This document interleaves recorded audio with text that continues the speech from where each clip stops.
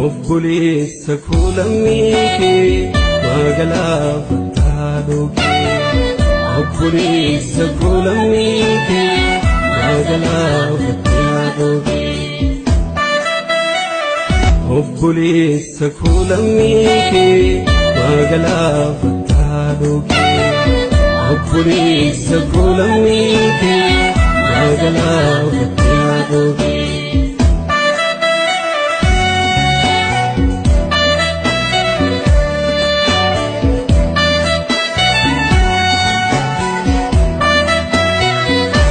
Akkantaale ta'ee kan keenya kuni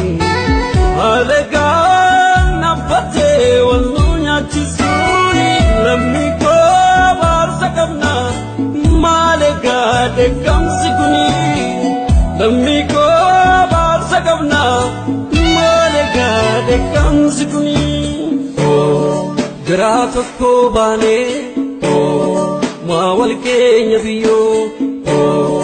Diga garaa dhalaa maaf dagannaayyoo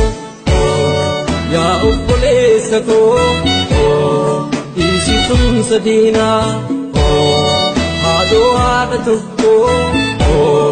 barnu foonii dhiigaa diinni yoomuu diinaa jedhi lammii koo birmadhu dhiiguun kee baay'atee madaa fayyifadhu cunqursaa jifannaa cunqursuu dhifee walirratti doonaa lajjeesuu dhifee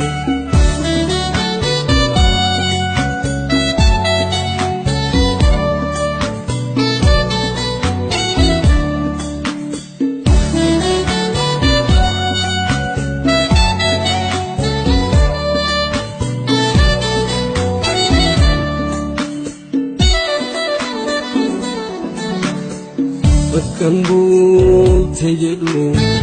nagaan koo yaachisee moo buluu kootilaa kan nagaa fakkiisee moo buluu kootilaa kan nagaa fakkiisee ulee nagaa miti nagaa maaltu jira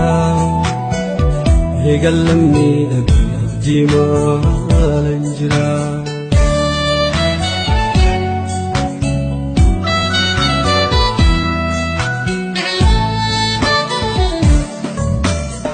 Jira gubacha ani subule sadwadi duane gacha jira jun sadu gada madenga fida yom wallale garanke dugazabe takesi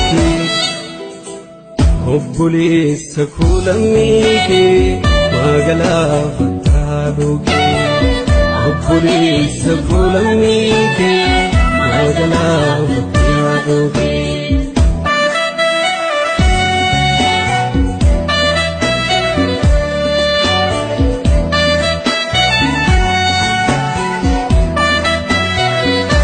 Akkantaale ta'ee kan keenya kuni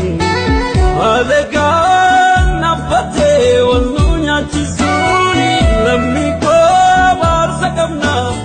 maalegaa dheekkamsi kuni lammii koo baarsa qabna maalegaa dheekkamsi kuni mirga seera uumaa kan nabee rakkatee addunyaa irraanumaa kan jiru hanqatee loli dhugaa qabda ammallee jabaadhu eenyu keenyuu gadi jedhiitii dhaadadhu cunqursaa jifannaa cunqursuu dhifee walirratti doonaa lajjeesuu dhifee loli dhugaa qabda